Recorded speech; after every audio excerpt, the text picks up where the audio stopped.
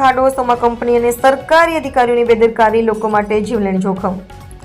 સોનગઢ નગરના મુખ્ય માર્ગ પર આવેલ મેઇન બ્રિજની હાલત અત્યંત ગંભીર બની ગઈ છે. થોડા દિવસોમાં બ્રિજ નીચે એક ભયંકર મોટો ખાડો ઊભો છે, જે યાત્રીઓ અને વાહન ચાલકો માટે ગંભીર જોખમ સર્જી રહ્યો છે. લોકોએ જણાવ્યું કે આ ખાડામાં બસ, ટ્રક તેમજ નાના વાહનો સરળતાથી ફસાઈ શકે અને અકસ્માતની સંભાવના ઘણી વધારે છે.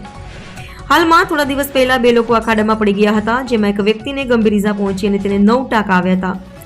લોકોએ તાત્કાલિક બચાવ માટે નજીકની હોસ્પિટલમાં પહોંચાડ્યા. ઘટનાની ગંભીરતા એ દર્શાવે છે કે સામાન્ય નાગરિક માટે અહીં પસાર થવું જોખમી બની ગયું છે. સ્થાનિક લોકોને આ ખાડા અંગે વારંવાર ફરિયાદ કરવામાં આવી છે, છતાં સોમા કંપનીવાળા અને સરકારી અધિકારીઓ કોઈ પગલું લેતા નથી.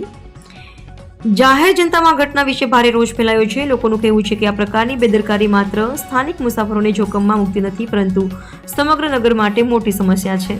હાર્દિક જોશી દ્વારા કરવામાં આવેલી રિપોર્ટિંગ અનુસાર સોમા કંપનીના વાળા અને સરકારી અધિકારીઓ વચ્ચે ચાલતી બાબતોને ગંભીર રીતે તપાસવી જરૂરી છે. અત્યારે નાગરિકોને સલાહ આપવામાં આવી છે કે મેઇન બ્રિજ પરથી પસાર થતા સમયે અતિ સાવધાની રાખવી, ખાસ કરીને રાત્રિના સમયે.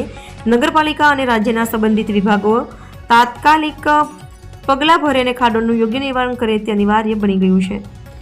રિપોર્ટર હાર્દિક જોશી, સોનગઢ.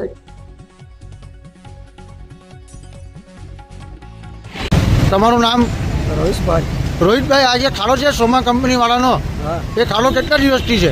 મહિનો એક થઈ ગયો. હા, અને અહીંયા એક્સિડન્ટો થયા ખરા? થયા ને, ગાડી ટુ વ્હીલર અને ટુ વ્હીલર વાળાના એક્સિડન્ટ થયા. હા, હા, હવે આ ખાડા સોમા કંપની વાળાએ પૂરવા જોઈએ કે નહીં પૂરવા જોઈએ? પૂરવા જઈએ ને ભાઈ, તકલીફ પડે છે. હા જી, ધન્યવાદ.